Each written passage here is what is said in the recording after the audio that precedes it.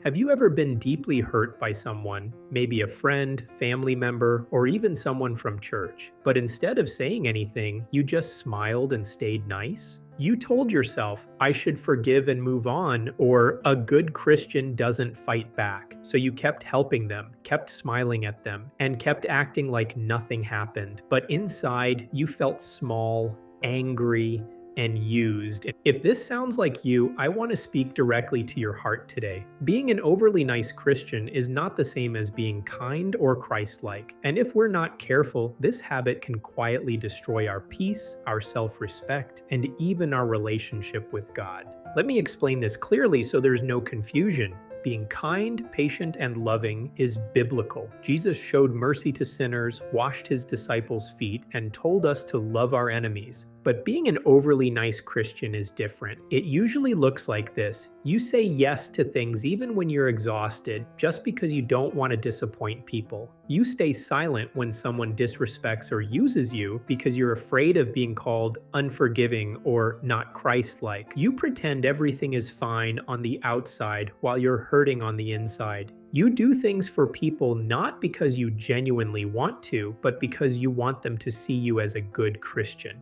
This kind of niceness is often rooted in fear of conflict, fear of rejection, and fear of what people will think. It's not real love, it's people-pleasing wearing a Christian mask. And the painful truth is this: when you live like this, people can usually tell you're not being authentic. Some will even take advantage of it. Let me give you some real examples so you can see what this looks like. A friend keeps borrowing money from you and never returns it. Instead of saying anything, you keep giving because you don't want to look unchristian. Deep down you feel used, but you stay quiet and keep smiling.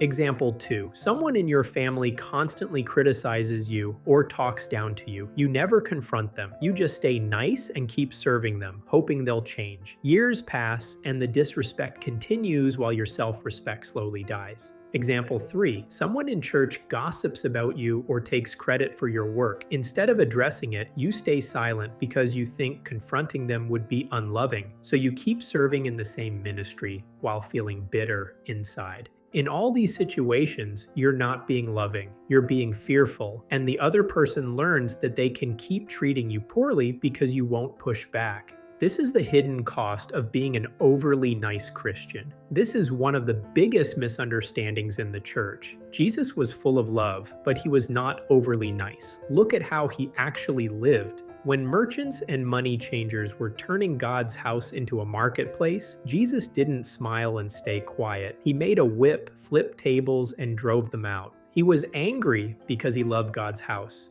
When religious leaders were being hypocrites and leading people astray, Jesus didn't try to keep everyone happy. He publicly called them whitewashed tombs and blind guides, Matthew 23. When Peter tried to stop Jesus from going to the cross, Jesus didn't soften his words. He said, "Get behind me, Satan," Matthew 16:23. Jesus cared deeply about people, but he cared even more about truth and righteousness. He refused to be fake, even when it offended people. Being Christ-like doesn't mean avoiding conflict at all costs. It means speaking and living in both love and truth. So how do we break this pattern in a biblical way? Here are some clear steps. 1. Be honest with yourself first. Stop pretending you're okay when you're not. Ask yourself, am I being kind, or am I just afraid of conflict? This honesty is the first step to freedom. 2. Speak the truth in love. Ephesians 4:15 tells us to speak the truth in love. This means you can address issues without being rude or hateful. For example, instead of staying silent, you can say, "I felt hurt when you did this.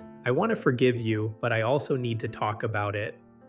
3. Set clear boundaries. Jesus often withdrew from crowds and said no to people's demands. Having boundaries is not unchristian, it's wise. You can say no without feeling guilty. 4. Stop performing for people. Ask yourself, Am I doing this to please God or to please people? When your goal is to please God, you'll have more courage to be honest. 5. Get accountability. Talk to a mature Christian about this struggle. Sometimes we need someone to help us see when we're being overly nice out of fear. 6. Remember who you are in Christ. You are not called to be everyone's doormat. You are called to be salt and light, which sometimes means standing for what is right, even when it's uncomfortable. If you've been living as an overly nice Christian, I want you to hear this with your heart. God is not asking you to perform niceness. He is asking you to walk in truth and love, even when it's hard. You don't have to keep collecting silent pain. You don't have to keep betraying yourself just to make others comfortable. Jesus didn't die so you could live small and afraid. He died so you could walk in freedom, free from fear, free from people pleasing, and free to love people from a place of strength, not weakness. It's time to stop being fake nice. It's time to start being real.